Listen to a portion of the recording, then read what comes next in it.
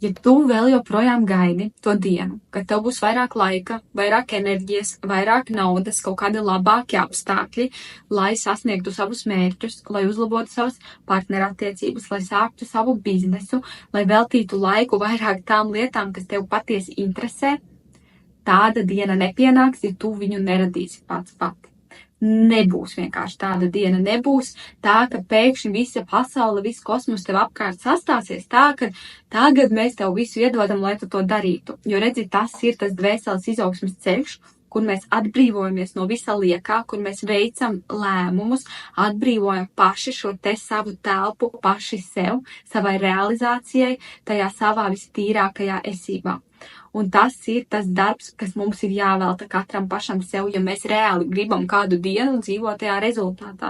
Jo nevelti ir tas teiciens, ka vecu suni neviens nepārmācīs, arī līdzīgi ir ar šo te dziedināšanās un transformācijas ceļu, jo vēlāk mēs viņu savā dzīvē uzsākam, jo lēnāks un smagāks viņš ir, tikai tāpēc, ka mēs jau reāli esam ļoti sazemējušies tajos savos ieradumos, vai ne? Jo katra mazā lietiņa veido to mūsu realitāti. Tas, cikos tu piecelies, ar kādu sajūtu tu piecelies, vai tu celies ar domu, bāc, man atkal ir jāiet uz to darbu, un tad cerams, labi, es tur pēc darba iebraukšu veikalā, paņemšu tur kūciņu vai vīna pudeli vai kaut ko tādu, kas mani iepriecinās, un pēc darba es atbraukšu, piemēram, mājās, un tad es to stundiņu izbaudīšu, vai pat kāds tur nevar izbaudīt laiku, jo domā, ka bērni jāizņem, kad vīram mēst jāuztaisa, un tā visu laiku tikai dzīvo starp šiem te pienākumiem, un tad domājot, ka tad tagad tā mājas abruks kopā, ja es paņemšu nedēļu sev, ja es paņemšu stundu dienā sev, ja es pat 5 minūtes pateikšu, ka man vajag laiku sev, viss man apkārt sabruks, es taču nevaru visus cilvēkus atstāt, es taču esmu tik ļoti svarīga, es taču esmu tik ļoti vajadzīga. Lai arī kā notiek. Bieži vien cilvēks, piemēram, aiziet no darba, cilvēks nomirst, cilvēku atlaiž vai vēl kaut kas.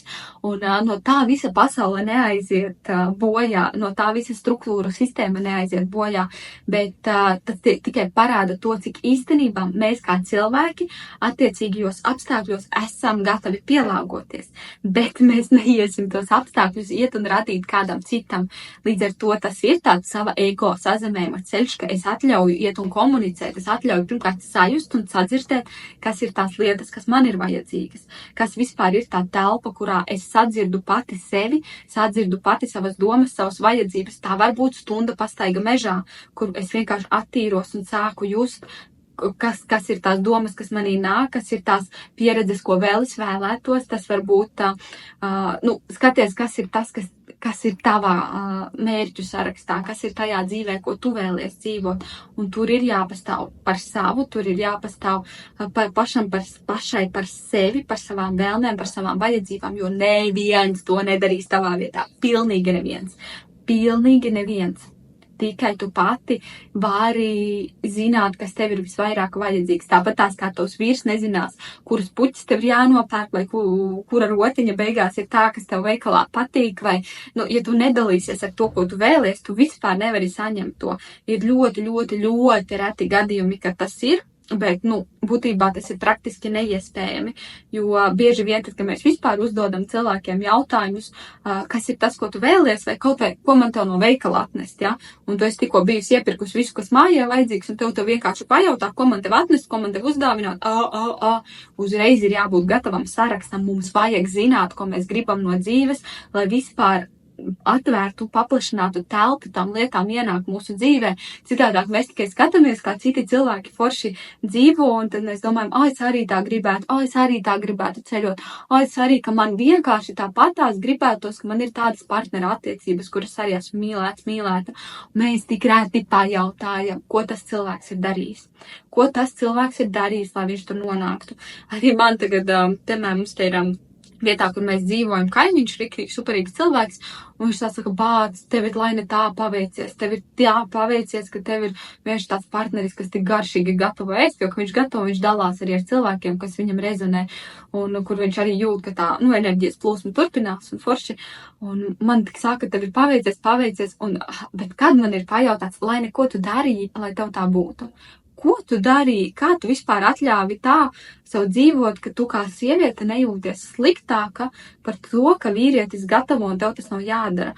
Jo tik daudzas sievietes, un es tiešām arī esmu runājusi ar vīriešiem, kas saka, ka jā, nu, es pats gatavoju, un es pilnīgi jūtu, ka tā sieviete nezin, ko darīt, viņa nezin, kā parādīt, ka viņa arī ir gana laba, vai ne, ka mums ir jābūt tik spēcīgām tajā savā kodolā, ka mēs vienkārši jūtamies gana labas, tikai tāpēc, ka mēs esam, izpaužamies savā talantā, caur to notiek arī radīšana, nevis vienkārši skatīšanās griestos un šī te mazā meitenīte, par kuru tagad ir jārūpējas, bet tiešām būt tajā savā sievišķībā, un caur to mēs varam piesaistīt superīgus partnerus, superīgas pieredzes, superīgus cilvēkus savā dzīvē, bet tas nenotiek tāpat vien. To neiedod vienkārši tāpat vien. Tas ir dziļš iekšējs darbs ar visu to, kas tev traucē, kas traucē būt tur, kur tu vēlies nonākt, kur ir tavs mērķis.